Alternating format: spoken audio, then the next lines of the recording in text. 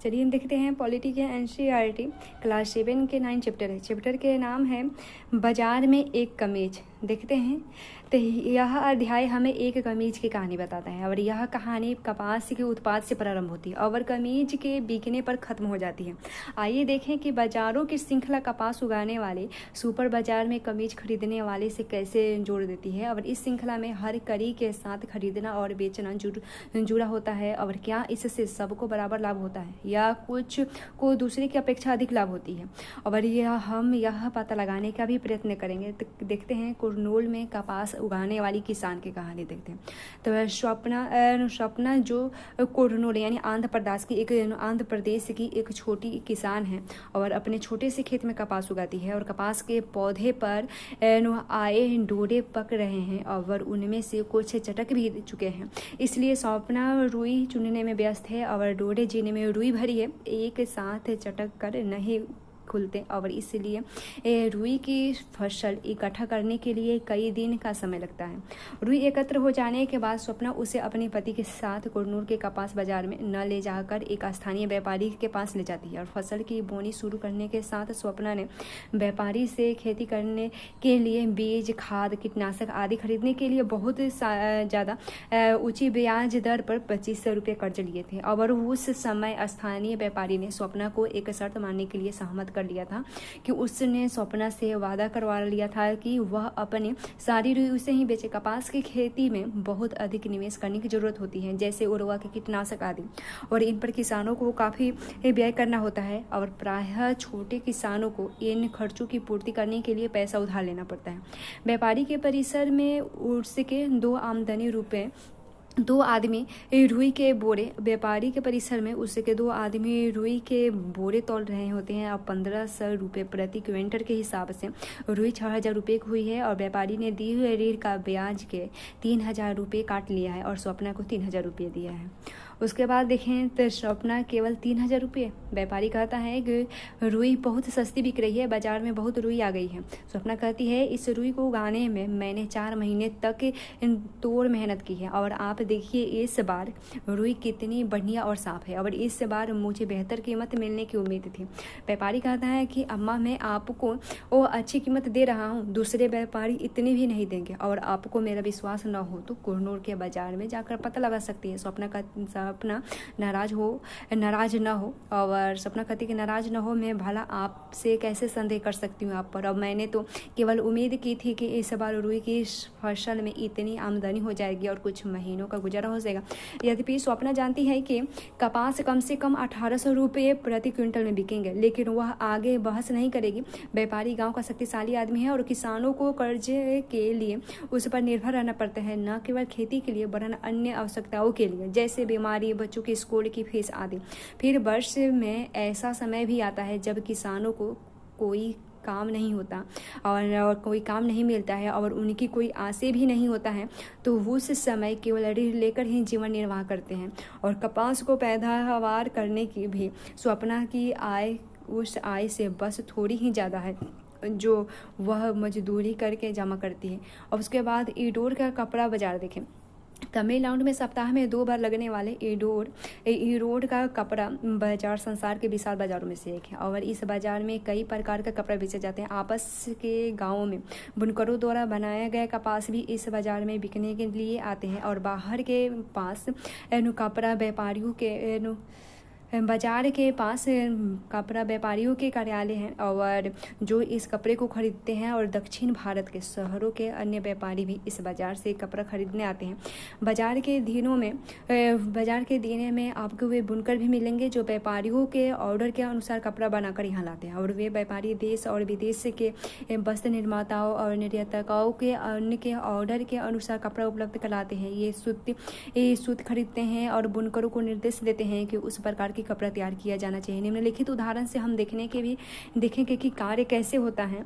तो देखें दादन व्यवस्था बुनकरों द्वारा घर पर कपड़ा तैयार करना। कपड़ा उपलब्ध कराने के जो ऑर्डर मिलते हैं उनके आधार पर व्यापारी बुनकरों के बीच काम बांट लेते हैं और बुनकर व्यापारी से सूत लेते हैं और तैयार कपड़ा देते हैं और उसके बाद इस व्यवस्था से बुनकरों को स्पष्टतः 2 लाभ प्राप्त होते हैं। बुनकरों को सूत खरीदने के लिए अपना पैसा नहीं लगाना पड़ता है और साथ ही तैयार कपड़ों को बेचने की व्यवस्था व्यवस्था भी हो जाती है और बुनकरों को प्रारंभ से ही पता चलता है कि उन्हें कौन सा कपड़ा बनाना है और कितना बनाना है। कच्चे माल को प्राप्त करने और तैयार माल को बिक्री के लिए भी व्यापारियों पर बनी निर्भरता के चलते व्यापारियों को बहुत वर्चस्व बना रहता है। वे ऑर्डर देते हैं कि क्या कपड़ा बनाया जाना है और इसके लिए वे बहुत कम मूल्य देते हैं। बुनकरों के पास यह जानने का कोई साधन नहीं है कि वे किसके लिए कपड़ा बना रहे हैं और वह किस कीमत पर बेचा जाएगा।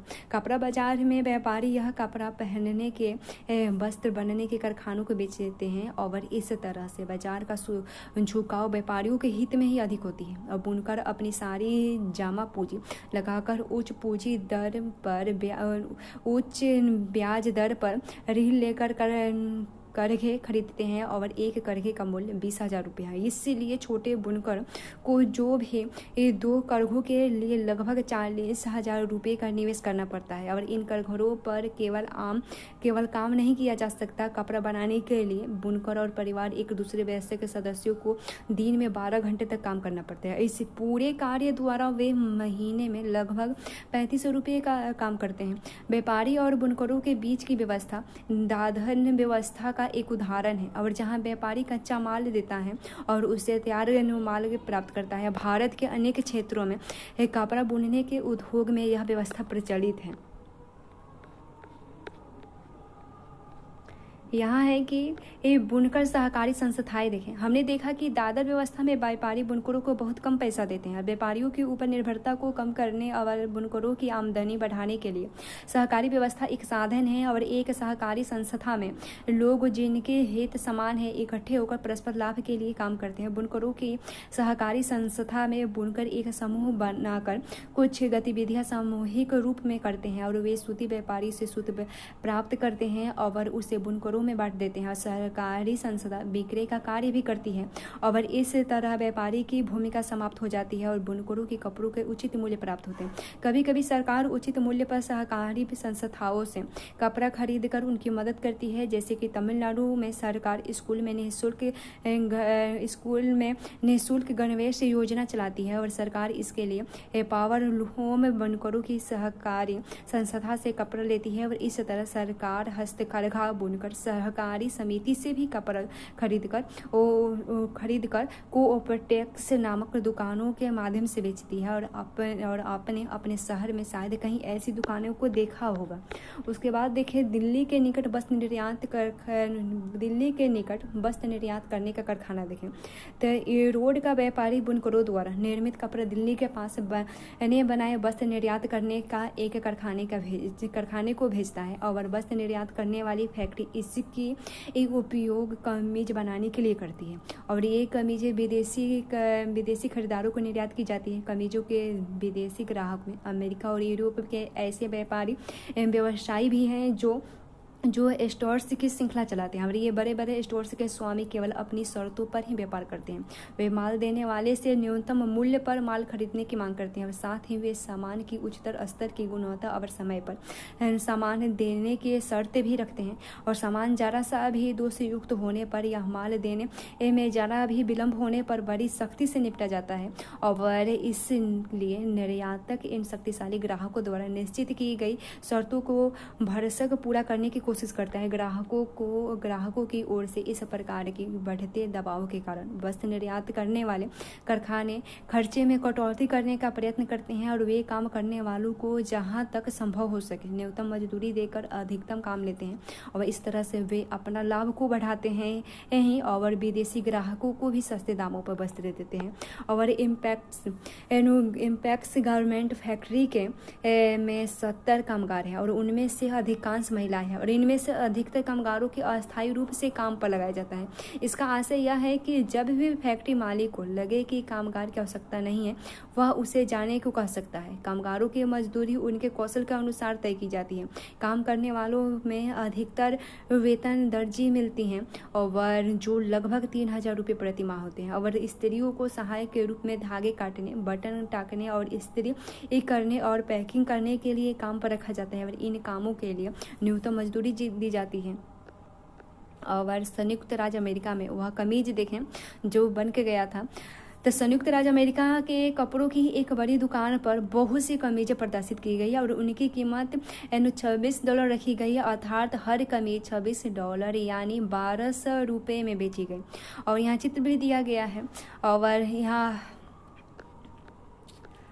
उसके बाद यहाँ रिक्त स्थान है, जैसे कमीजों के व्यवसाय में दिल्ली के वस्त्र निर्यातक से कमीज कितने रुपए में प्रति कमीज के हिसाब से खरीदे गए और फिर उसने कितने रुपए संचार साधनों द्वारा विज्ञापन के लिए खर्च किए और फिर इसके लिए लगभग प्रति कमीज कितने रुपये स्टोर से खरीदे और प्रदर्शन और अन्य मद में खर्च किया। और इस तरह से इस व्यक्ति को कमीज 600 रुपये लागत की पड़ी, जबकि वह उसे 1200 रुपये में बेचता है। और एक कमीज पर उसे का मुनाफा कितना हुआ और वह कितना अधिक संख्या में कमीजें बेचेगा, उससे उतना ही अधिक लाभ होता है।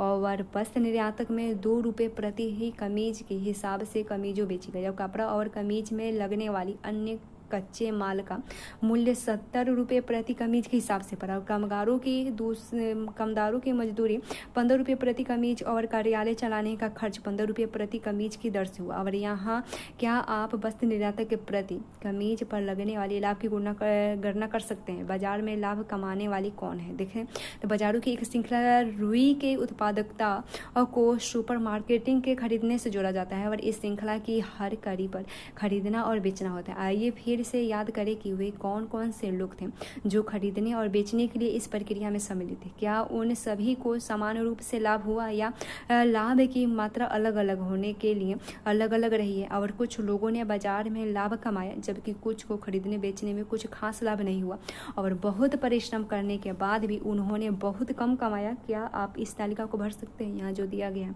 उसके बाद बाजार और समानता देखें। विदेशी व्यवसायियों में बाजार में अधिक मुनाफा कमाया और उसी की तुलना में वस्त्र निर्यातक का लाभ मध्यस्थ श्रेणी का रहा। और दूसरी ओर वस्त्र निर्यातक फैक्ट्री के कामगार मुश्किल से ही केवल अपने रोजगार की जरूरतों की पूर्ति लायक ही काम कर सके। और इसी प्रकार हमने देखा कि कपास उगाने वाली छोटी किसान और इरोड के बुनकरों ने कड़ी मेहनत की, लेकिन बाजार में उन्हें उनके उत्पाद की उचित मूल्य नहीं मिला। व्यवसायी या व्यापारी एक की स्थिति बीच की है और बुनकरों की तुलना में उनकी कमाई अधिक हुई, लेकिन निर्यातक की कमाई से बहुत कम हुई। और इस तरह बाजार में सब बराबर नहीं कमाते हैं। प्रजातंत्र के अंतर्गत सबको बाजार में उचित मजदूरी मिलनी चाहिए और फिर चाहे वह नुकंता हो या स्वप्न यदि परिवार पर्याप्त नहीं कमाएंगे तो वे अपने आप को दूसरे के बराबर कैसे समझेंगे। और एक और बाजार लोगों को काम करने, उन चीज़ों को बनाने और बेचने का अवसर देता है और जो वे उगाते या बनाते हैं। किसान यहाँ रुई बेच सकते हैं तो बुनकर अपना बनाया हुआ कपड़ा। दूसरी ओर बाजार से धनवान और शक्तिशाली लोग ही प्राय सर्वाधिक कमाई करते हैं। ये वे लोग हैं जिनके पास पैसा, अपने कारखाने हैं और बड़ी बड़ी दुकानें हैं और बहुत ज़मीनें हैं। गरीबों की अनेक चीज़ें के लिए धनी और शक्तिशाली लोगों के ऊपर निर्भर रहना पड़ता है। गरीबों को उनके ऊपर रीढ़ के लिए, जैसे कि छोटे किसान स्वप्ना के मामले में हुआ था, उसके लिए रीढ़ के लिए कच्चा माल प्राप्त करने और अपना सामान बेचने के लिए और प्रायः नौकरी प्राप्त करने के लिए कामगारों के लिए निर्भर रहना पड़ता है। और इस निर्भरता के कारण बाजार में गरीबों का शोषण होता है। और इस समस्या के समाधान के लिए सस्ते रास्ते हैं, जैसे उत्पादक मिलकर सहकारी संस्था बनाएं और कानूनों का दृढ़ता से पालन करें। और अंतिम अध्याय में हम पढ़ेंगे कि तावा नदी पर मछुआरों ने कैसे सहकारी संस्था प्रारंभ की थी। उसके बाद जिनिंग मिल वह फैक्ट्री जहाँ रुई के गीलों से बीज अलग किए जाते हैं और यहाँ पर रुई को दबाकर गट्ठा भी बनाए जाते हैं और जो धागा बनाने के लिए भेज दिए जाते हैं। निर्यातक वह व्यक्ति जो विदेश में माल बेचता है और मुनाफा जो आमदनी हुई है उससे भी सारे खर्चों की घटा देने के बाद बचने वाली राशि है। यदि खर्च आमदनी से ज़्यादा हो तो घाटा हो सकते हैं।